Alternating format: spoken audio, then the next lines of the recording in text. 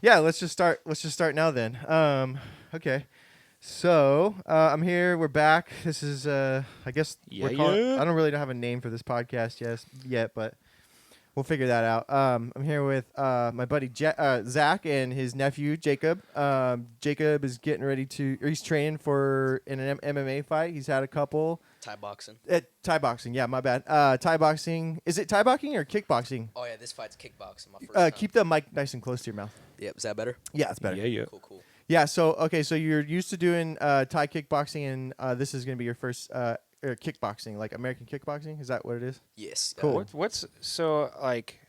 I fancy myself like I got UFC 1 on DVD, and I was even watching K1 Karate before that. But my ass still, I'm not sure, and I feel like it's not like common knowledge. What's the difference between kickboxing and Thai kickboxing? Yeah. Actually, I was gonna ask the same thing. Good question. Yeah, so the difference is Muay Thai, it's 8-point striking. So you got punches, kicks, knees, and elbows. And Okay. they also got the clinch, which is really important. And they got sweeps. But kickboxing, it's 6-point striking. Okay. So punches, knees, kicks, no clinch, no sweeps. No clinch and no sweep. So it's just standing in front of each other. Yep, just standing and banging. Yeah. Has it been hard training? Because I mean, it's kind of like in boxing, you would grab the person to get that break for a second, or to get inside their guard, so you're not in that. Do you find yourself? What you're training right now is basically not clinching, right? Yep, Like, no like clinch, just sort no of trying not to elbows. clinch the whole time. Is Yeah. it hard? It probably Yeah, makes it it's harder. been Yeah. hard. Because Yeah. that's the main thing when you go to Thailand, right? Is just grabbing yeah. that clinch, getting in there. Oh yeah, a lot of clinching in Thailand. We'll Yeah. do like an hour straight every morning. Which you did. You took that trip over there. Yeah. Tell us about that. So you trained in Thailand a bit. Yep, yeah, I was training in Chiang Mai over at Hong Tong Muay Thai. Okay. Nice. Yeah, trained there Rad. for a month. It was great. Staying at the gym. Rad. Very cool. Just learning authentic Thai kickboxing. That's pretty rad. Yep, How long ago was that? When did you go over there? that was back in January. Oh, okay. So pretty recent. Yeah, That's pretty like, recent. was that like part of the camp for this fight, or No, that was just something you're doing? yeah. Cool. Nice. It seems like a path for if you're in a Thai kickboxing gym. It's Yeah. like that's college. Yeah, it's like something you should. It's like something every I guess Yeah. serious like Muay Thai kickboxer should do. It seems Yep. like, right? And he was explaining to me that I don't know if it's the respect level or what, but in Thailand, it's not that they don't fight harder. It's that in America, they do fight harder in a way. He was explaining to me that or is it backwards? Like in Thailand, it seems like you were telling me that it seems like they don't hit as hard, kind of. Well, that sparring, yeah, they spar super light because they fight like every single So they week. really respect the spar and not doing damage and getting knowledge out of it. Where when you're in America, you're explaining it in a lot of the gyms, everybody's fighting like they're fighting for a belt training. Yeah, Yeah. exactly. Yeah, it seems like that's smart. Like better for like longevity of a career and actually learning and not just trying to hurt each other. Yeah. Because Yeah. those You're not- guys fight every single weekend over there, so they can't be going hard You're, sparring not- every day. you're learning, Yeah. not proving something. Yeah. Yeah. I feel like that's Yeah. probably important. That's really cool that you're trained martial arts. Like I've only like done like a little tiny bit throughout my life. One time or a couple times, my dad took me to a couple like martial arts demonstrations, and there was like a class for the little kids, and I did like a couple of those. But like really, that's my only like actual martial arts experience. I had a bag for a while at one of my houses, and I had that hung up, and I would go out there and work out on it. It was like super fun. I would like just drill punches and kicks and just kind of play around with combos and footwork and stuff, and Yeah. just kind of learn, I guess, like how to strike a little bit. Try to teach myself how to strike a little bit. I like watching MMA, and I understand how some of it works. But I don't really have a lot of like training or education formally in the subject. Now, me on the other hand, I have held a belt in each weight class in the UFC, UFC 3, Oh yeah. 4, 5. Okay. And I went all the way from the beginning, training all the way through. Like Yeah. it was a career. Yeah. Well, I know, dude. Okay, so That's the mode. I know actually what you're saying. So a lot of what I've actually learned and observed was through playing the No, video me too, game. yeah. And like, so you do learn a lot. You learn about like the name of each position on the ground. You have Yep. your guard, your half guard, your side control, north south. Yeah. Mount, you learn all that like playing the video Yeah. game. And so Yep. it is very educational. Yeah, I've actually learned a lot of my combos I use in real life from the UFC video game. Oh, rad. Yeah, I tried Nice. on the game. Be like, all right, this works. I'm gonna try this in sparring. That's It cool. What works. character do you like to use? Oh man, my boy Alex Pereira. Okay. Yeah, dude. Hell yeah, cool. See, I know I don't know Alex Pereira. I know like some the big staple UFC fighters and stuff, but I guess I don't know Alex. You just missed the fight then, because he's the one that dresses up like a Brazilian. Oh, okay. He's the one that beat on Yuri. Izzy. Okay. And Oh, Yuri. he just beat Izzy. He beat Izzy last month. Oh, wow. And took the belt, and then Yuri just tried to come and take it from him, and Defended he it? said nah. Nice. Yeah. Okay. He just moved up last weekend. I gotta on, check. I gotta light check out heavyweight these belt. fights. Just remember to keep Oh, your okay. mouth close to the mic. We want to Is be able that to hear you. Yeah, that's good. All right, cool. So you know, Is- next time maybe we'll boom him up. Yeah, no, I got to get some better stands. I know that stands good. Yeah, we'll do that I'll next bring time another for one sure. next time. It's a work in progress. This is so the thanks for experimental bearing one, with man. us today. Yeah, my first time. Yeah, dude, that's awesome, man. Thank you so much for coming. This I is like appreciate I it. think my eighth or ninth podcast. But the first one with video. So that would be kind of cool. I'm looking forward to editing So- it all up. What is your record right now? My record right now is 2-0, but I've had 3 exhibition fights, which means they don't go on your record. The But smokers, yeah. yeah, they're still like normal fights. No shin pads, Yep, 8-ounce gloves, I went no to him, and I headgear. didn't know it wasn't like it was completely like I thought it was a real fight and everything. Where do those go down here in Eugene or what? I'd be fighting in Tacoma. Okay, cool. Cool Yeah. little spot. I went out there and checked it out with them. I've watched 2 of those smoker fights out there. They put on a show out there, and the ceremony, like the respect for the sport is awesome. That's probably one of my favorite things, watching the walk-ins and his music for his walk-in. I'm not even gonna give it up. It's just the greatest. And I'm not sure if he still does it, but his old one was great. If he has a new one, I know it's gonna be just as good. But so before you went to Thailand, did you have any fights? Because I know you fought in Thailand. Did you have any fights before you went to Thailand? Yeah, I had one smoker fight the month before I went to Thailand. I've been training for 5 months, and I had a smoker. Won that. Went over to Thailand. Stopped the dude in the 3rd round. Wow, Yeah. nice, And man. so you got a win there that was on your record. Yep, on my record. Then you came back here, trained, went to Tacoma, right? Yeah, had another smoker fight, and then the next month had a record fight. Next month, another smoker fight. Yeah. And then my next fight's this weekend, Arena Wars. Oh yeah, okay. Let's talk Yeah. about that a little bit. Yeah, so you have a fight this weekend, Arena Yep. Wars. What's Arena Wars? It's this promotion. It's a pretty big amateur promotion, Okay. but they also have pro fights. They got pro boxing matches. They got pro MMA fights. Yeah, they do it amateur all in the MMA same fights. event, or they do different events in different disciplines. All the same event, Oh, different cool. disciplines. Yeah, that's Yep. cool. Wow, that sounds pretty entertaining. Yeah. Oh yeah. Yeah, so they have boxing, they have kickboxing. What else Yeah. do they have? They got Muay Thai. They do submission grappling. They do everything. I'm Oh, going okay. up there if you want to go with me, Charles. We're Yeah, going up when is there it again? What's the date? day after tomorrow. This Saturday, Or November oh, 18th. next week, this Yeah, Saturday. this Yeah, this Saturday. I'd have to see if I can get work off, but that'd be fun. I'd like Alright, to come yeah. watch. Yeah, that'd be Yeah. cool. I'll Yeah. see. Yeah, everyone get your tickets on arenawars.com. $35 arenawars.com. general admission. Okay, Get them before they sell out. rad. And I'm pretty sure if you hit Jacob Ortman on Facebook, I'm pretty sure he might have some himself, yeah? Yep. Yep, he Jacob still Portman has- on Facebook. What's Jacob the Portman on venue? Where are you Instagram. guys doing it at?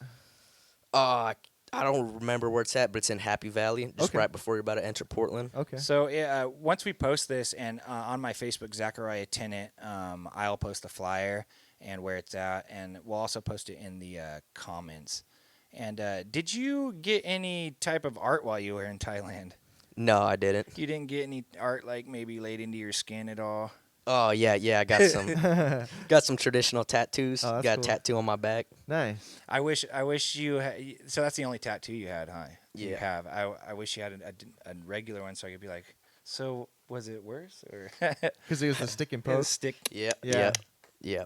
Took What- about 2 hours just for a little tattoo. Pop, pop, pop, pop, Oh, pop, okay. pop, pop, pop, pop, pop. Yeah, it seems like a lot of work, a lot of tapping. Yeah. Were you Yeah. able to get into that zen? Because I know when I had tattoos, especially this one here, you got to give up at a point with trying to fight the pain and just give into the pain and kind of like become it. Yeah. Yeah. Is that the same thing, or was it just like, oh, the whole time, or did you finally get into a zone where you're like, all right, I'm here, and you're like kind of almost were with it? Yeah, pretty much. I was super hungover too whenever I got that. Were Me- you bleeding a little bit? What was that? Bleeding a bunch? I don't know. It was on my back. I couldn't see it. Yeah. But me and my trainer, we were clubbing the whole night before that, so I was super hungover In whenever I got Thailand. that. Yeah, Yeah. yeah, that was fun. Yeah, man, I bet. Jeez, I've never traveled outside the United States. I just something I Me need to either. do. Me either. Yeah. Yeah, I've only traveled within the states, so that's pretty cool, man. And you're only 19? Yep, 19. Right on, that's cool. So, what is it about fighting that you like? Why do you fight? Man, I don't know. I just fell in love with it, really. Yeah. Yeah, about last year, I discovered, like, I've never seen MMA, never seen boxing, never seen anything. And I discovered MMA for the first time, saw a UFC event. Oh, last year? Yeah. Oh, man. About 16 months ago or so. Okay. Yeah. And yeah, just fell in love with it. I was like, wow, dude, this is so cool. Yeah, it is cool. And then I got in a street fight, Mm-hmm. got my ass whooped, and I was like, all right, man, I'm gonna do Fuck this. yeah. I'm Gotta gonna, learn how to fight. Yeah. I'm That's gonna not learn gonna how to happen fight. That's never gonna happen yeah. again. Yeah. Yeah, you know it's funny, man. I don't think I've ever been in like a real street fight. I've been in like some scuffles or like defend yourself or like my friends in a fight, and I'm just trying to get everyone out of there unscathed. But Yeah. I've worked security too, and I've dealt with some people, but never been in like a one-on-one combat situation. So that's pretty. The MMA I don't know journey, I guess is it's admirable.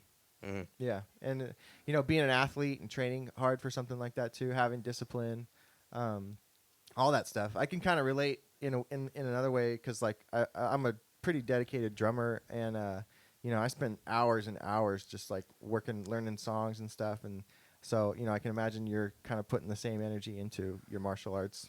Yeah, you gotta dedicate all How of many your days energy. a week are you training and stuff? 6 days a week. 6 days a week. Yep. What's And your working training a like? job. And working a job. Yeah, I work full time at a warehouse doing upholstery. Okay. I get off at 4 and go straight to the gym. Get off about 8 and then go home.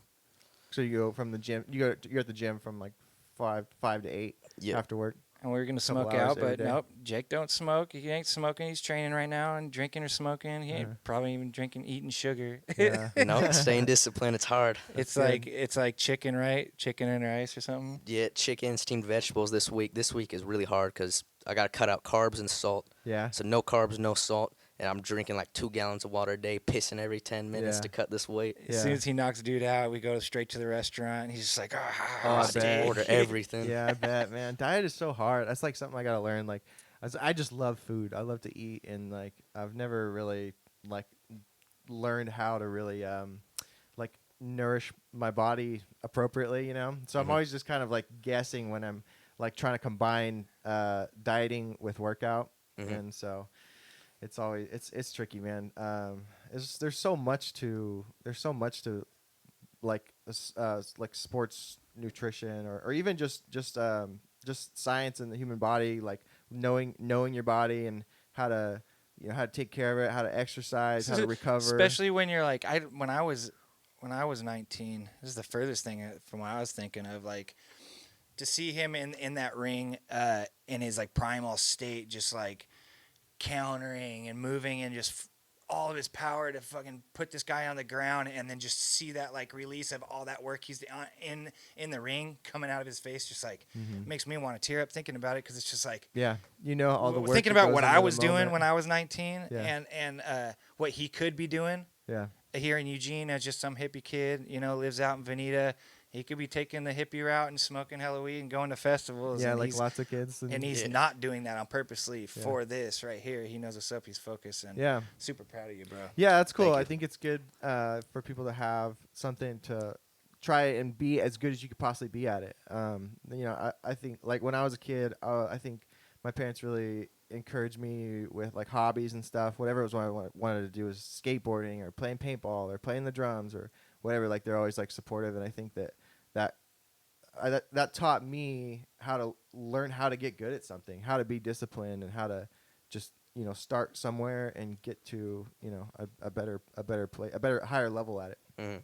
So that's really cool. Yeah, it's really important whenever you're a combat sport athlete, because your body is your weapon, you know. Yeah. So you gotta take really good care of it. You know, it's like your engine. You know. Yeah, Is your yeah. You body. hurt yourself going into a fight or something, and you're putting yourself at a disadvantage. Right off the bat. Maybe you hurt your foot in training or something. Oh man, my last fight, yeah, my shin was super bruised. I had like sprained feet. Yeah. I couldn't even kick a heavy bag like super light. Oh, really? Oh yeah, my feet were messed up. Me and my trainer, we're putting tattoo numbing cream on my feet, trying to numb it before the fight. It didn't Yeah. work. So you were going into the fight injured then, huh? Yeah, That was just from throwing kicks in camp?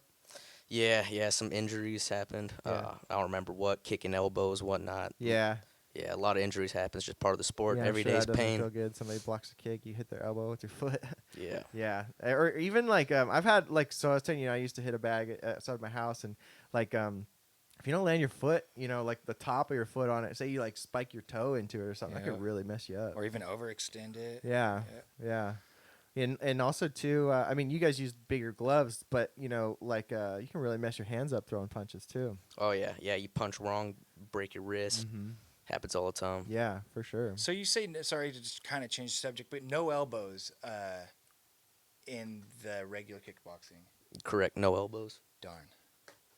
No elbows Actually, in the regular you're not. kickboxing. You don't. It's not one of your favorite tools. I've seen you land some, but I think your head kicks in your hands are your when you let them go Yeah. is what gets them off guard because you let them go in flurries. Yeah, elbows are usually like whenever you're in the clinch, you know, because Yeah. you're really close. So you're Close. not gonna be. Yep. Yeah. When I was in Thailand, though, I grabbed this dude like right in the back of the neck, right on the side of his head. Yeah. Came down on it. That Yeah, was a good yeah. one too. I remember 12 that. to You even 6. Jumped. Yep, I remember. Dang. That was a good fight. You can check all these out too. Most of the fights he's had. I did share one to you, I believe, last night. The Boris. Actually, I think I sent you all the fights, maybe 3 of them that I Okay. could find. Yeah. Um, I seen the pictures. I guess I didn't get around to checking out the videos. It's We kind of set this up last minute. It's funny. So like, yes. I was like, I did this podcast. I had like 8 episodes, and then like I this is the first time I podcast in probably a year or more. And so like, I enjoy podcasting. I love listening to podcasting. I think that there's a lot of potential for this one to do good. But I just I don't know. I get maybe just too in my head about all the things that I'm doing, and also trying to ask people to come on to my show and record a conversation. He's got the gun and the ammo. He just has a hard time pulling that trigger. Yeah, so I need. He's like, I Zach, need help me pull someone this to keep me trigger. accountable, and Well, let's Zach's go been good shoot, for dog. that. Let's Yeah, go shoot. exactly. And so and so I've done this for a while, and then where was I going with that? I was saying that I don't remember where I was going. It was with last that. minute. We got Yeah, this it was last together, minute. but- Yeah. But so I was talking to Kai, his cousin, my son, the other day, and who has been there right in his corner. I mean, he isn't in the corner physically. He has trained a few times with him, but he's been at every fight. I think he's been to more fights than anybody else in the family, even his dad. Yeah. But we were talking, and I was asking him if he thought you were thinking about mixed martial arts, and I was like, I don't think he is right now because he's focusing on this stuff. And then I touched base on like, well, he would have to learn wrestling and jiu-jitsu. And then I was like, wait, what am I talking about? You guys both are wrestlers for Willamette, way young. You guys won many times as wrestlers. I remember you did. And then you had to go home and roll around with Jared, who is jiu-jitsu like king at that time. Yeah. And you were a lot younger, so you were having to deal with jiu-jitsu from him. So you didn't train up in jiu-jitsu, but you got a good feel of jiu-jitsu. You do wrestle. You have wrestled many years, so you have that in the back of your mind. It's kind of hard to even think about right now, but is that kind of a goal maybe to move to mixed martial arts, or Yeah, are I you was going to wondering that. focus on like belts with Muay Thai and kickboxing? Yeah, I mean, never say never. Down the line, Opportunity, you know, yeah. the MMA path is there. Just gotta get the jiu-jitsu. I mean, I wrestled all throughout middle school and elementary school, Mhm. so I got that experience. But it's a bit different than Yeah, MMA when you got it's a whole punches other coming down discipline. your face. Yeah. But right now, I'm just focused on Muay Thai. I just want to be the best Muay Thai fighter right now. Oh yeah. Yeah. Yeah. That's good. I think it's a good approach. Yeah, I mean it's difficult to learn so many things at once. Maybe just get in a good base in stand up, and then move into MMA. Hmm That seems smart. But yeah, you think you're open to the possibility of moving to MMA in the future. Yeah, That's definitely. cool. Right on. I've been over to MMA gyms before, 10th Planet in Springfield. Oh, cool. Sparred tons of their guys, Oh, right on. The striking ain't exactly on my level, but I know if it goes to the ground, then that'll be a whole different game. Yeah. Where do you typically train around here? I train at Tong Sai Muay Thai in Eugene. Shout out Cobb. Yeah. Got my trainer Jesse. He's over in Thailand right now. He's training there. Okay. Right on. Cool cat. He's fun to watch. Fight too. He has like a weird style. He's always smiling, and he seems like he's slow until that last second of a throw. Like he seems like he's being slow until your face is numb and you're like, "Whoa, I just got hit," type of thing. Calm and It's cool fun to until watch it's time him. to Yeah, strike. he's like laughing at you as your day is like. It's funny to watch him fight. He's a really tall, lanky guy. He's 6'1". He fights at 145. Oh wow. Wow, that's crazy. Yeah. That's super light for somebody who's 6'1". Oh yeah. He's got that reach advantage on everyone. That's crazy, dude. I'm such a dense person. I'm 5'11" and like 212. Oh wow. I know. Yeah, if you got in a fight, you'd probably find something like 6'5". Yeah, I guess so, huh? Yeah, with the weight classes and stuff. I never really thought about that. Yeah. What's your weight? I fight at 125. 125. Cool. Nice. Yeah. I was gonna say that one fight we went up to Compton.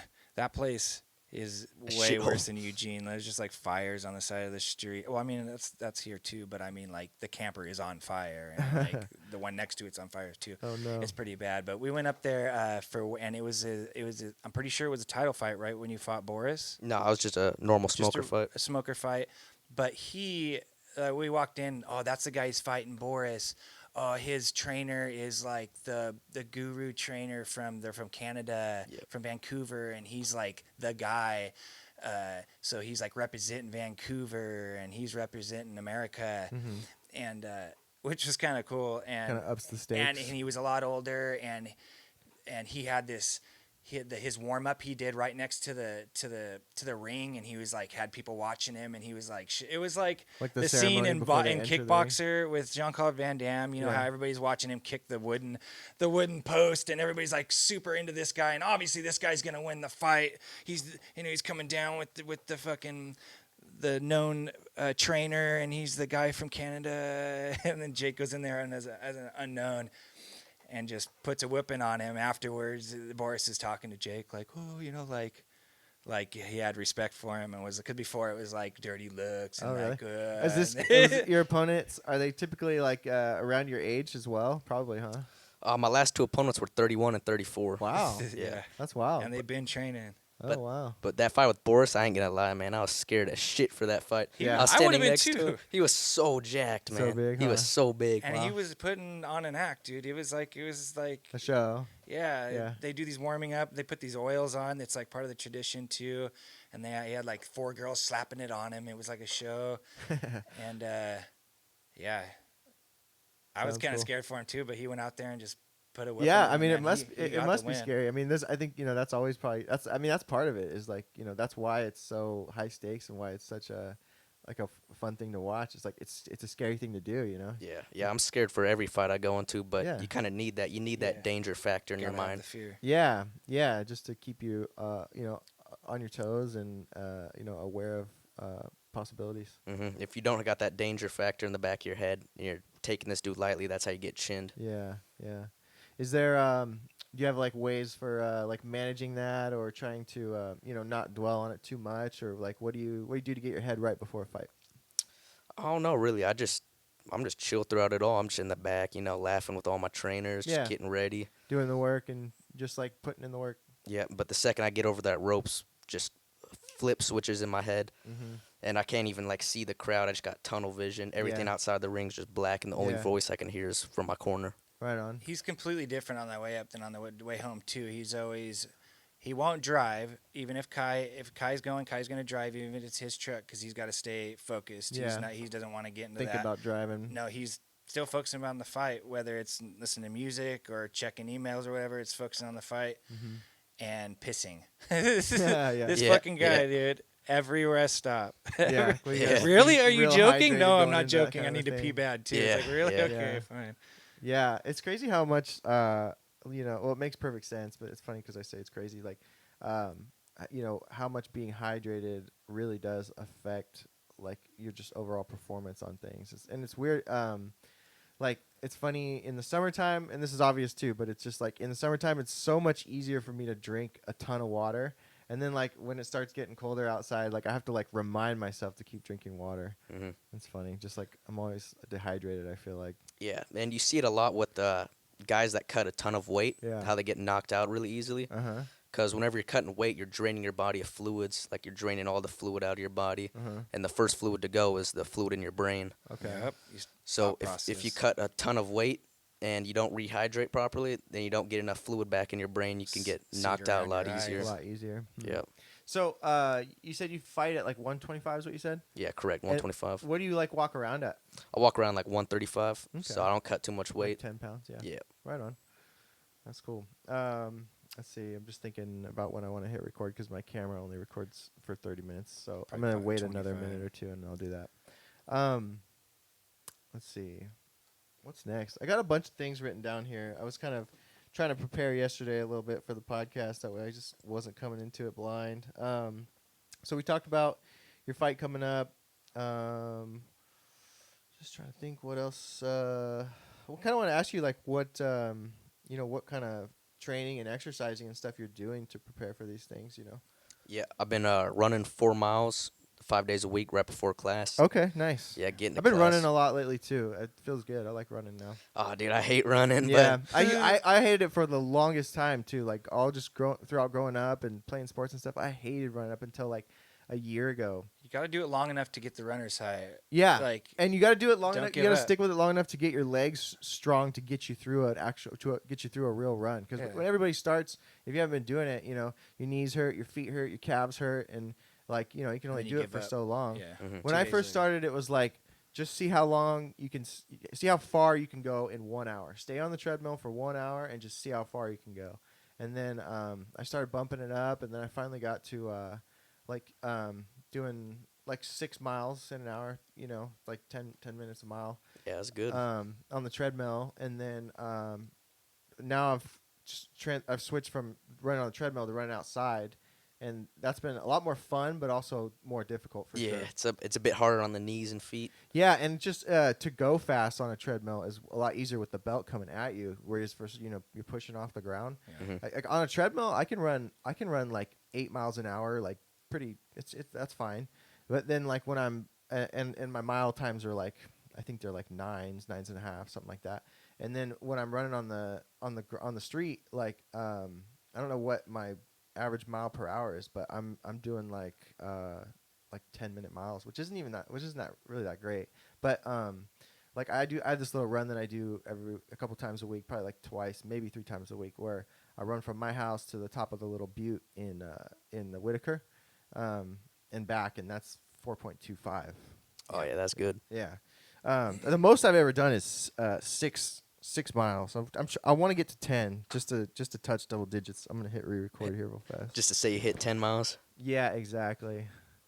Yeah, because I think that's a good number to shoot for. After that, I'm like, I don't know if I want to, run a half marathon or something. yeah, definitely. not. It's like I don't, maybe I'll decide I want to do that. But for now, like I've been running. I ran my first couple races this year. I did a 5K, and I think I did 2 5Ks and 1 10K so far. And for people that don't know, a 5K is what, like 3.1 or something. Yeah, And about then 3 a 10K miles. is 6.2, I think. Yep. Yeah. So Y'all are crazy, man. yeah, Yeah. It is, dude. It's crazy. Yeah, it definitely took me a lot of time to build up to that, but I bike ride. I take my bike all through the neighborhood every night. yeah, that's cool. It's That's good. my exercise. I mean, that's good. Once I I stopped skateboarding, I was like, I got to start doing something. Yeah, I know. I miss skateboarding, but yeah, it's like one of those things. It's like the possibility of getting hurt is like so there, and just can't get hurt these days. The ankle breakers. Yeah, dude, I watch these pages on Instagram. Like, there's a couple pages like Hall of Meat and Yeah. fucked skate clips, and Yeah. there's just people get fucked up all the time, and it's like it's like it's a good reminder to just like if you step on a skateboard, be careful. Oh yeah. My next question is like, it's kind of goes out the window with that last boxing match, but it's kind of the same question. I was like, because boxing now that it never went anywhere. It just kind of the spotlight kind of went off of it for a minute. But with Connor coming in and then fucking the social media star, what's his name? The Paul brothers. Paul Yeah. brothers coming into it. You can make more money in one boxing match than a lot of these UFC fighters make in their whole career. And that has to pass your mind as a young fighter coming up. Like, should I sway over to boxing? But then watching how much, like, how infiltrated with garbage that boxing is, like, It's the Did most you corrupt s- sport. just because they decided to do it in wherever they did it, and the prince bet money on somebody, the fight went one way. It's like maybe that's the reason that the UFC can do what they're doing because boxing is so corrupt. You know, Yeah. I Oh, mean, super corrupt. obviously, obviously, Ngannou won that fight Oh yeah. to everybody who watched the fight, and because the prince bet on it where they're at, they went ahead and gave it to him. So it's like it just for an upcoming fighter, it's like any type of thought of going into boxing has to go out the window, right? When you see that, Yeah, it's pretty discouraging. Yeah, I was gonna say, do you guys think that like when there's a title on the line, like the challenger kind of has to beat the champ in a convincing way? Yeah. It is a little bit, the pressure's a little bit more. did you on watch them. that one though? I didn't watch it, but He knocked- I've seen clips after, and He I heard knocked about him it. He won the fight for sure. He It knocked looked him like, yeah. down once, and the count was 18 minutes, 18 seconds. Oh right, Like, so the they ref didn't even gave him a lot of count time. A to- lot, yeah. That first of all, like they recover. weren't gonna let this guy lose, and I don't think he was supposed to fall. And it's just fucked. Yeah, because it's always funny been how that way. it seems like the count in boxing when they're down, it's just up to the ref. It's not like an actual like somebody sets Yeah. the timer. Yeah. The ref is just like 1, hanging Yeah. around on 8 and 2. shit. hell long. Like, Yeah. I'm gonna say 8 2.5. next if you don't hurry. yeah. Well, the thing is, whenever you get knocked down, you have to go into your neutral corner before the ref starts counting. Okay. Okay. So you got to go over there to a designated spot, Yep. and then like, Hold do you your know hands like up. what are they looking for to see if you're still cognitive enough to fight? Looking I know at they hold your your hands, right? yeah, looking at your eyes, your feet. If your feet are wobbly, sometimes they'll ask questions like they'll give you math problems or how Oh. many fingers am I holding Oh, up. okay. I see. That makes sense. Yeah, I always kind of wondered like, just like how do you determine if somebody's still good to go or not? That question before we even thought about doing the podcast has been in my mind. I'm like, I wonder if Jake's thinking about, because like one fight, you could just like retire, nowadays, like if going into boxing, if for some reason you have a big enough pull to do a big fight, Yeah. And then once I saw that fight, I was like, well, that's kind of the reason like any fighter doesn't want to go over there. It's like, yeah, it's big money, but it's more or less a step below wrestling. It's kind of fucking fake when you're just like paying, and you can pay for somebody to win. Yeah, I don't know. I don't follow close enough to really like I guess understand what you guys are talking about, but I know that money can corrupt things Yeah, for sure. but boxing is infamous for just everybody, just watching a fight and it's being like everybody's like, oh, dude, that dude lost. I mean, he didn't knock him out, but he lost for sure. Yeah. And then they realize that there's money on it this way or that way. That's kind of why it almost fell completely off, and the UFC was able to take over in the late 90s and 2000s and just kind of like roar over them to where people thought it wasn't even a thing. Yeah. There was a time where people were like, they're still boxing? They still do boxing? It's like, yeah. Yeah. Now boxing already, just because those 3 big major fights between Connor and then the Paul brothers, Mike Tyson, Yeah. and then this big one with Ngannou going from, and that all had to do with money too. And Ngannou asked for a bunch of money from the UFC, and then they said no, and then Because he was gonna fight John Jones for the yeah, championship. Yep. and then Dude, that would be a sick fight. Oh yeah, exactly. everyone They wants to wouldn't see give him that. close That'd to be the a money sick he fight. wanted. That's the reason he ended up going in boxing. Yeah. He was so surprised at the money they offered him for his first fight boxing, and that's when he was like, "Fuck that! I'm What gonna am go I doing over box." here? Yeah, I'm gonna go over there and make some money. Yeah, right. So it's like you want to be, a respectful fighter in the UFC and fight for the little bit of money and earn your bonuses and be a respected fighter, or do you want to go to boxing and kind of drop the respect of all the fighters because that Yeah. discipline has kind of lost a lot of respect. You think from a lot of that people. like just the the paychecks are there with boxing because I think it was obviously more popular first, and It's like baseball, yeah. yeah, it's just kind of the one that came up first and is the most I guess rooted or has been around the longest. So they. Yep. I love the sport, the numbers, everything, the falling, the counting. I love the sport, like Yeah, the it's how it's cool. sanctioned boxing. I love it. I just wish it wasn't like that. Would have been great if Ngannou would have won for boxing. You know, I mean, just because it was a great win Mhm. and it was a great fight. Yeah, I didn't see it, but it must have been. Yeah, it was pretty bad. Watch it, you'll be like, oh man, they gave that to him. Really? Even he was like, I guess I'm not. Yeah. all right, yeah. Yeah, happens all the time. Wow. Yeah. I know. Like imagine that, like standing there, like wondering if you won or lost the fight.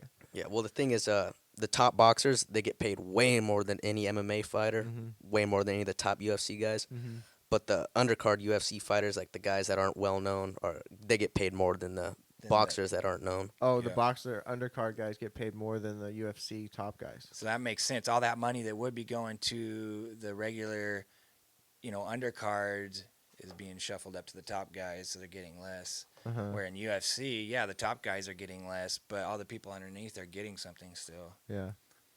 And it's still not great money. Like whenever you sign to the UFC, it's 12 and 12. 12,000 to show, 12,000 if That's you why they're win. really fighting. 12,000 to show, 12,000. Yeah, and for It's 40% of your incentive- money's it's- going away. Dana's smart though. It's incentive to fight good and There's spectacular. bonuses. Yeah. Yeah. For Yeah. finishes and stuff. Yeah, everyone's fighting for the win bonus, $50,000 win bonus. Wow. Yeah. Yeah. That's a Yeah. lot more money. That's Yeah, more it's than the life whole, changing for those guys. Yeah, that's more than the Dance. whole what you would go in there to Dance. win. That's crazy. Right. Yeah. That's like double, that like more than doubles what you would make. yeah. So this weekend, do you look into your opponents, or do you try to stay neutral, or is it part of your strategy to kind of look into the way they fight? Do you watch tape? Yeah, I've seen all of his fights. He's got a really Yeah. slick right kick. He doesn't telegraph it much. He likes his space, but I'm not going to give him that space. I'm going to Yeah. be pressuring. I'm going to be boxing him up. I'm just going to bully him in there. Stay Yeah. close. Yep. Right on. Right away. Yep, right away. Close the distance at all times, not give him space. Long boxing combos. Yeah. Do you think that if he hears this, does that matter, or you just don't give you don't care? Yeah. That I don't care, man. Yeah. Oh, he'll He- tell, he he'll ain't tell, gonna be able I'll to tell him stop this to his face right before the fight. Yeah. Yeah, exactly. Okay, cool. So it's like it's like is it? Do you want to give him your strategy, or is it just like this is what I'm gonna do? You're gonna deal with it. Yeah, he ain't going to be able to stop I it. think There he you go. expects Jake to watch this and knows that he knows what he's gonna do. He knows that Jake's gonna do what he needs to do, and he knows what he needs to do. Yeah. What you just said. I'm sure you guys both have like studied each other enough too that you probably have an idea of like. Yeah, he's know. probably seen all my fights. He's probably going to know what I'm going to be doing. He's probably been training to counter what I've been doing. Yeah. Have you thought about that angle much? Like almost like reverse psychology, like watch all your old fights and kind of see from another dude's standpoint of like what they think. You know what I mean? Reverse psychology. Like Watch what yourself, if he learn from watched my yourself. fights and then get what you get out of your fights and be like, I wonder if he's thinking this way. Have you thought about that? Yeah, but the thing is, every single fight I've had, I fought differently every time. So this one's probably going to be different than my other 5. Oh, okay. With that being said, did you watch your fights before any of your prior fights, or you just Yeah, I did. I'd watch all my fights, look for openings Yeah. that You're the opponent aware, could bro. capitalize on. That's yeah, what's up. fix yeah, that. I think it's very helpful to watch yourself do something so you can see yourself and critique yourself. Oh, yeah, it really helps, important. It helps the learning process, I think, a lot. Speed it up. Mhm. I was gonna say like Look do for you bad think that habits. the reason that you fought differently in each fight is just the progression of you getting better and you're able to do more moves, or you understand this or that about fighting more, or is it just you're like trying a different strategy, see what works for you, or was it preparation for that fighter himself? Yeah, that too. Yeah, I think all the training, just evolving as a fighter as you train longer. Uh-huh. You fix bad habits. Mhm. You just get better over time. Yeah. Okay. That makes sense. It's like a natural progression. Yep. Cool. Yeah. So So Saturday. This is Saturday. Saturday is the big Yep, next this Saturday is Saturday. the big day. This Saturday. this this Saturday. Yep, 3 This days Saturday. away. 3 days man. away. Yep. Yeah, it's right. It's coming right up. And my buddy, everybody knows him in town, most likely Charlie P Live. He's a homie, a hype man in the rap scene, local TikToker here in Eugene. He's the host there. He's going to be hosting, and that'll be his last Arena Wars. I think he just did Klamath Falls, and he's going to do Portland. There'll be a different host for the Springfield one, and there's one other one. But yeah, Charlie P Live's there too. You can get tickets through him also, or Jake here. Or Do you have a social media or anything like you want to tell people to follow or go to? Yeah, go follow my Instagram, Jacob Ortman 710. There you go. Yeah. 710 Jacob Jake Portman Ortman. 710. Yeah, I love Instagram. That's my favorite social media platform. Yeah, same here. Yeah, it's fun. I don't TikTok. Do you guys TikTok? No, I don't got TikTok. Yeah. I downloaded the app, and I think I'm gonna try to start utilizing it with the music, with Walking Train song. Okay. Yeah. I mean, that one. It's dude, crazy like how much everybody's on TikTok, you know. It's like that the redhead, one- that ginger, got a $1 billion contract and got offered a $1 billion contract and got on Joe Rogan by fucking posting a video of him singing a song, and it was the same audio from the fucking phone. Oh man. That day, I was like, download Who was TikTok. that? I don't know who. I don't So know. there's this guy. He got on. He got on. That's the craziest thing is that he got on Joe Rogan because of it too. But so this guy, I can't remember his name. Everybody that's listening is like, dude, knows his name. But he was a TikTok star. nobody, dude. He just posted a video, red-haired dude of singing a fucking country song, right, with his little dobro, Uh-huh. and it wasn't bad, especially for the quality through his little Apple phone. Uh-huh. And the words are super like right hand Christian or right Right. wing Christian, and so it blew up right away. It went massively viral, so viral that Joe had him on the podcast, That's crazy. and yeah. it was the podcast was mostly all just talking about how he The gave up algorithm his is so life, weird, dude. gave up his life to Christianity, and the next day he filmed that video and he blew up, You're and not he talking turned about, down like millions. Jelly Roller or something. are you? No. He's not a ginger. I'll look it up real quick, but It's all good. He's this, and he got offered like 3 fucking tour buses and a $1 billion record contract, and he turned it all down to play like just random like street, like hot rod shows Oh, and wow. barbecues, Huh. and I mean, maybe it might be kind of crazy. Oliver, I and think scary his to name go is. from you know Who's playing like doing who's the small time stuff guy and then blowing that up, blew making up it with on the guitar Joe Rogan video and then on- playing stadiums. That's Yeah. it's probably why maybe partially he was like, I'm just gonna There like it get my is. chops up, you know. Yeah, if you make it on Joe Rogan, that's when you know you've made it. Yeah, I mean, it's just such a huge podcast. It's like everybody's listening to it. So, I mean, you catch, I'm sure, so much momentum after something like that. Yeah, I listen to podcasts all day His when name's I'm at Oliver work. Anthony. This is the dude. Huh.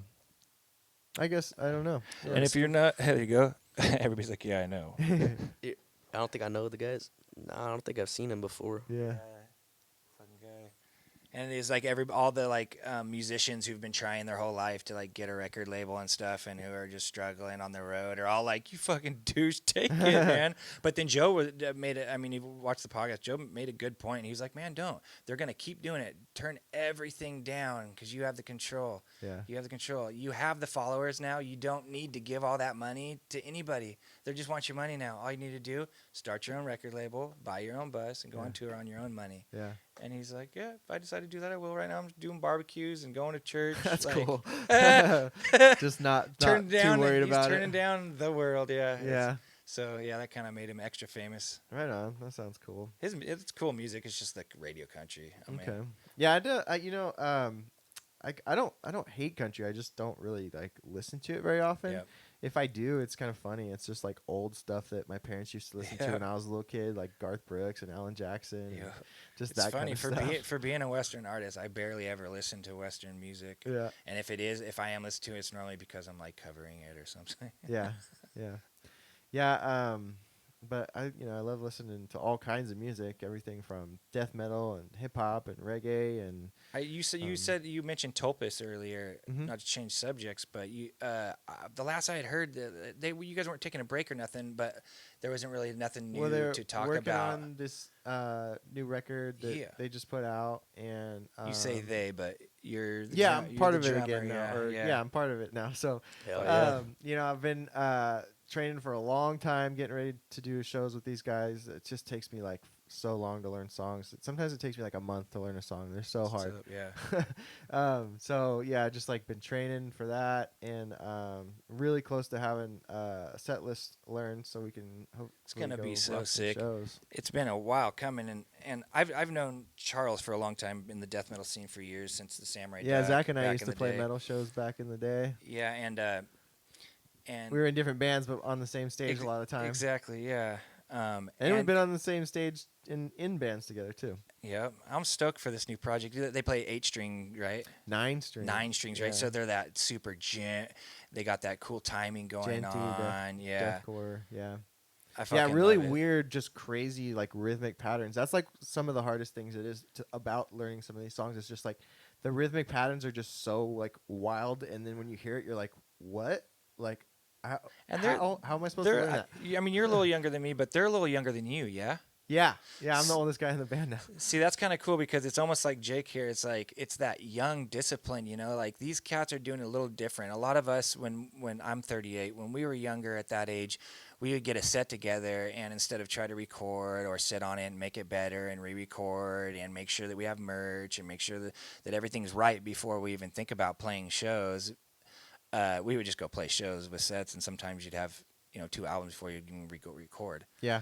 You guys are doing it right, and it's kind of annoying to you because you want to go play a show. I can feel it, Yeah. but when you guys it'll all come together, you're gonna be playing shows, and then you have everything, and that's when the big labels look at somebody and a group that's been doing it all on their own, and they have everything already to go. That's when you get good backings and road backings, Yeah, Nathan's a really good writer, and he writes most of the Tulpa's material, and it's just crazy how like everything is so syncopated in his brain, and he like can just like put it on and just put it down in a recording, and like when you hear it, you're just like, whoa, like what the heck? Like I think there's something about like there's different kinds of writing in music. So like if you use a computer and you can kind of have things laid out in front of you, and you can you're not having to think about playing as you're writing.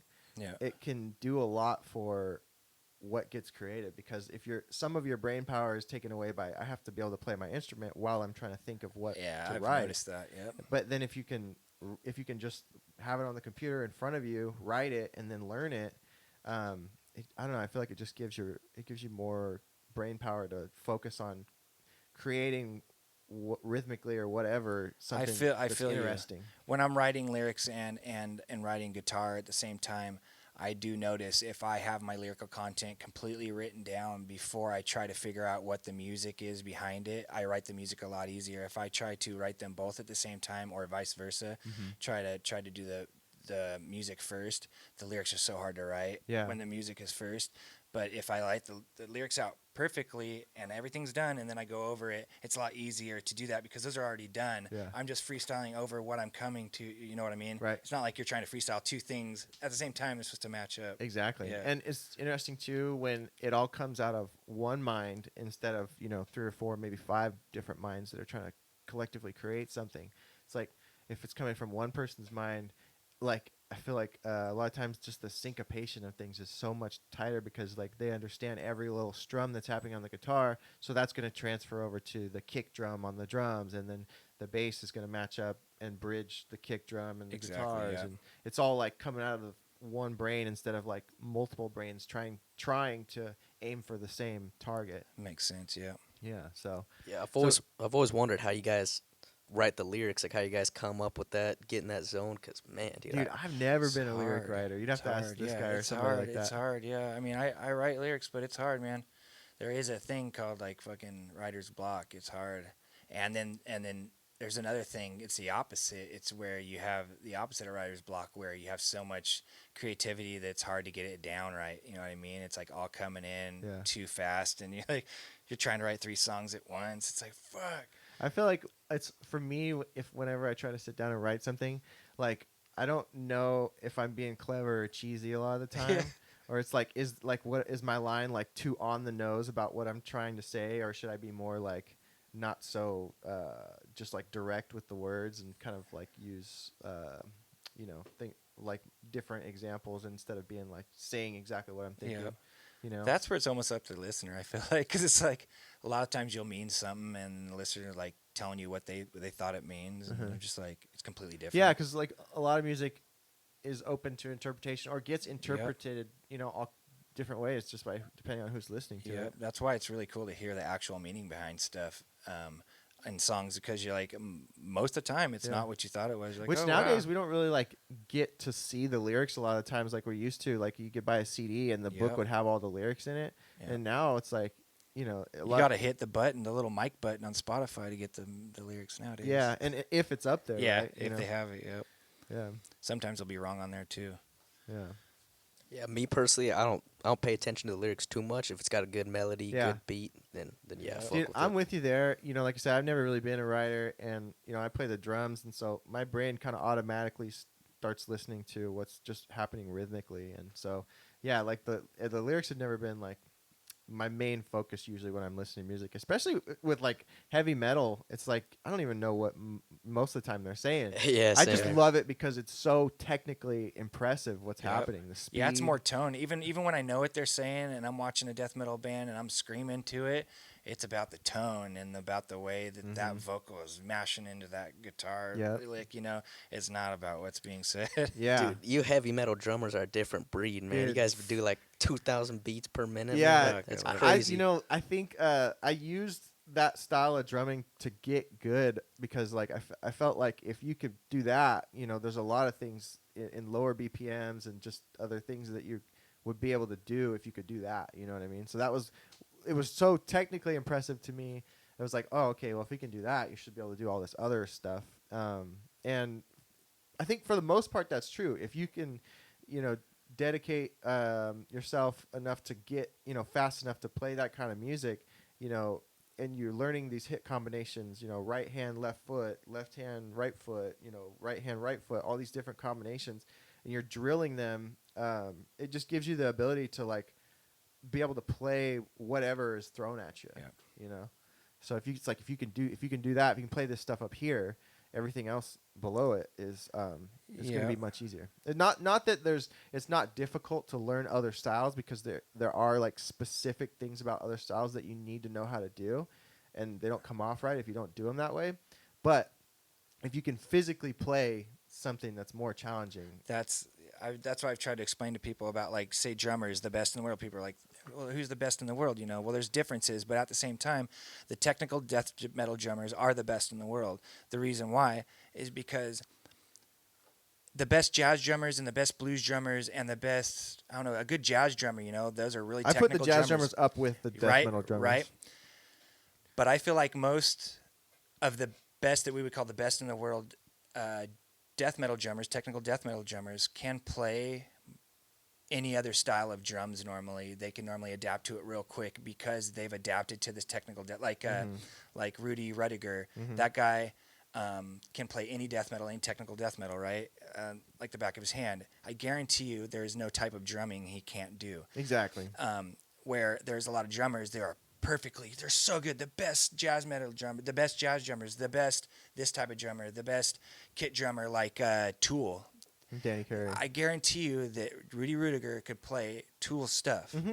And I guarantee you that Danny Carey couldn't play a lot of the technical death metal stuff that Rudy probably It would be could. wild to see Danny Carey doing like 16th note double bass at 240 Infinite Annihilator BPM. trying to do that. He'd probably just be like, what the fuck? Yeah, because those techniques are just you don't really use don't them practice anywhere them, yeah. outside of that kind of music. But you have to work up to them. So You have you to go work up all to the that. way up to there. So anything below that, you Yeah. see what I'm saying? So- Same with guitar. Yeah, and I think and like that's all true. There's also this other thing that I think is worth mentioning though is like you can learn how to play 220 BPM 16th notes all day, but also you got to learn how to play stuff that is rhythmically challenging because it's one thing to go super fast on your drums, Yeah. but then it's another thing to learn how to start, stop, and match the music exactly where it needs to be. That's why done. saying like Animals Leaders, Yeah. drummer is probably one of the best in the world. Yeah, I'd say because so. out of all the technical death metal drummers, not a lot of them can play what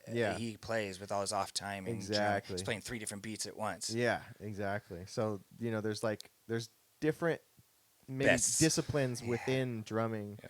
That there's so many areas to work on. It's probably like MMA. It's like Yep. there's grappling, there's stand up, there's conditioning, there's all this other.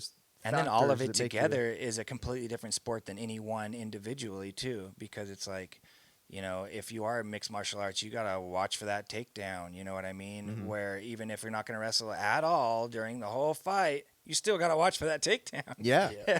yeah, because it's going to be a possibility. Yep. Yeah, you've got to master all these Olympic sports. Yeah, yeah, yeah. To be an elite, yeah. Yep. Yeah, I mean, yeah, being an elite at anything is going to be a challenge because there's so many people in the world doing exactly what you love to do, and so sometimes it's hard to find a way to to stick out or Yep. to carve your path, but it's important to just to stick with it and be determined and be passionate about stuff that you like doing.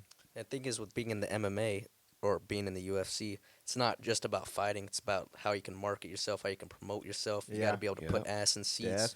Definitely. Patty Pimlet, dude, out of nowhere, just because of how bright he was the top of everything, even though he hadn't even really fought to get there yet. Yeah, and He he was like sucks. the biggest fighter in the world, and he was like, wasn't even there yet. Patty Pimlet. And Yeah, like, he's cool. It took one loss for him to be like, yeah, I guess he wasn't quite what he was saying he was, but he is. He's just. Yeah, he seems He cool. marketed himself. Yeah, he was a good talker, and I've only seen like maybe one of his fights, but he's a character. Yeah. Yeah, See, that's what I'm saying. You only saw one of his fights, you know who he but is. you know who he Yeah, is. Yeah. Exactly. And then the other guy you mentioned just beat Izzy, and I'm like, who's that? Yeah, he came out of nowhere, right? And then the thing was, they had already had Alex had already had like history in the Thai kickboxing world or regular kickboxing world. Like Izzy was already scared of him, kind of. that's the reason I only think he lost is because he was scared a little. But that was a really cool way he won, though. You know, like I love how he looked, Izzy, how he looked over at the ref because he knew he was probably gonna call it and was like, "No, I'm good," and then just came out of that block and just took back his belt. That I was gotta cool. watch that fight. I gotta watch a lot of fight. I don't miss him. I'm a nerd. That's what I was saying. Like I watch every I fight love and have for watching. years, and I don't know the difference between Yeah, kickboxing. I love and Thai watching. I just kickboxing. haven't like really. I haven't had like TV or Netflix or anything for a long time. The only thing I have a YouTube subscription. I watch a ton of YouTube videos all the time, and then I have Spotify and Tidal. You know, I listen to a lot of music, but I don't have like Netflix or HBO or none of that Yeah. stuff. I don't really play video games either. I had a video game system like all growing up, and then like a couple years ago, I sold it, and I just haven't. been I playing video Xbox a games. little bit now that my chiropractor's got my neck better and it's cold. I've It's been fun. I like playing Far video Cry games. 6, been fucking with that a little bit. And Yeah. I still play Madden. I But picked up Grand Theft Auto the other day. I have a PlayStation 3 at my house, so I have have Grand a Theft lot Auto of 5. I systems, was like, oh, let me plug this in and see what's up. The game's over 10 years old, but still the shit. I know. Yeah, it's still dude, so good. I remember when it seems like so long ago. I went and saw Joey Coco Diaz do some stand up at the Helium in Portland. It seems like so long ago, and he was doing a bit about the game just coming out. He was talking about how these fucking kids nowadays, they just get on a video game and go do life. Like I would go out, I'd get a hookah, I'd kill the fucking hookah, I'd bury the hookah in real life. That's what I did. Yeah. You kids, you just go fucking sit around. But it's just funny to think back that long ago, and That's kind of and it was in a just way, coming out, and my it's mentality. still you still gotta pay for it. Yeah. You still gotta like every Video games are month expensive. update it, and then there's new stuff. It's like Yeah. they're finding a way to drag those games on. Like it's funny. The Red Dead Redemption is the reason I bought all the Xboxes from the very beginning, because I wanted to play I wanted to play Red Dead. My friend had it, and I was like, "Fuck!" I kept going over his house playing it. It was Red Dead Revolver, the original one on the original Xbox. Those are And so fun I ended games. up talking my mom into getting it. It was like years later, like when everybody was getting the next one, the 360. I finally got the original one, and then. Dude, again, the 360. The 360 came around, and I was forced to get it for the Red Dead Redemption. The next one comes out. And then I was forced to get it, the one, every single time. The reason I bought the new system was because of Red Dead Redemption. So it's about time for a new Red Dead Redemption to be popping out with a new system. And I'm like, gosh, I'm gonna have to buy Are a they? new Do you system. know if they're making another one? That's how they sell their systems. Yeah. Yeah. Dude, I have a friend actually that I want to have on here. He's a video game developer, but he helped work on the new Call of Duty game, and he's a friend of mine, and it'd be sick to have him on here too. Yeah, Talk dude. about that a little bit. Fuck That'd be yeah. cool. I put this post up the other day. It says I want to hold myself accountable and start podcasting more and actually stick with it. And like I said, I think it has a lot of potential. I have a lot of friends that are interesting in all kinds of different worlds. I have people who play in bands, burlesque performers, sound guys, light guys, venue owners, MMA fighters, just all kinds of people. Yep. I put up this post and I got like a ton of responses. A bunch of people want to come on, and so I I just got to stick with it. We need to pop out a new name. Down, give us some new names in the comments once we post this. Also in the comments, I'm gonna post a picture of we were talking about his tattoo. I'll get a picture of it. It's right on the back of his neck, right below his right between his shoulder blades. Cool little like what is it? A Thai temple. Yep.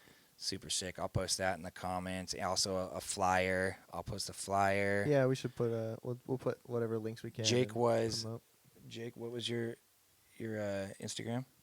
Jacob Ortman 710. 710. Yeah. And I'm Chikachar. Chikachar on Instagram. Yeah, You got an Instagram too, right, Zach? I don't. I'll get one going though. But you like got I said, your band Walking Train Song. Yep, Walking Train Song Facebook. I just downloaded Instagram. I just put away my flip phone. So I finally got a regular phone, and so I'm doing all the actual stuff now like a regular human being. Dude, I could use a fucking flip phone because I've been trying to cut down on my screen time, dude. I put a lock on there. It won't work unless you get a flip phone, dude. I have one, so that every few months I switch over to it to give my brain a break. Yeah. Because I'm just tired of erasing Facebook every afternoon. Yeah. Yeah. So what I did the screen time lock, and I had somebody else set the password for it, so I don't know the password, and so I'm only allowed like a certain amount of time a day. When I run out, I'm like, okay, all right. Who do you gotta beg? Time to go do. Who do you have to beg? Just a lady friend of mine. She's like, no, you told me not till Friday. Well, no. So I get a certain amount of hours per day, and if I go Okay. over it, then I'm like, okay, I've been scrolling too long. I need to go do other Yeah. stuff. Yeah, that's a bad habit. It's a bad habit, dude. Especially when you wake up, grab your phone, Oh. and you're scrolling first thing. Yeah, dude, it's bad. I justify it by like I'll be like being unproductive, right, on my phone, and I'll justify it by going, I'll start getting productive. Yeah, because you do And I everything slowly on get your phone. unproductive. Yeah. You start scheduling stuff. Yep. Get off of Facebook, but then you go to your calendar and you. As go soon to as you your put your phone notes. away, you go, oh, I'm gonna do something else. Yeah, exactly. It's Yeah, hard. use your phone for everything. It's like it gets annoying. It's like Yeah. I can't get away from this thing. Yeah. Yeah. So we're being aware. Try to put your phone down every now and then. Yeah, but when you're on your phone, come check out our podcast. We're going to figure out a name, and thank you, Jake, for coming in. This Saturday, I'm rolling down there. I got a car. It's just going to be me and Kai. I think we're probably going to stay at my sister's in Portland. So if somebody does want to roll with us, I could drop you off at your room if you want. I got 2 or 3 extra seats, but rolling down there and then rolling back. It's going to be great. It is in Portland, right? Not Tacoma. It's in Happy Valley, right before you enter Portland. Oh, nice. A little bit before. Like I said, I'll post the flyer and stuff. All right, sweet. Well, yeah, I mean, we're at the 1 hour mark. It's usually, I mean, there's no like time limit or whatever, but I feel like this was a pretty rad interview. So Yeah, Yeah. appreciate it. Thanks for having me on. yeah, hell yeah. absolutely, man. Yeah. What was the gym's name again?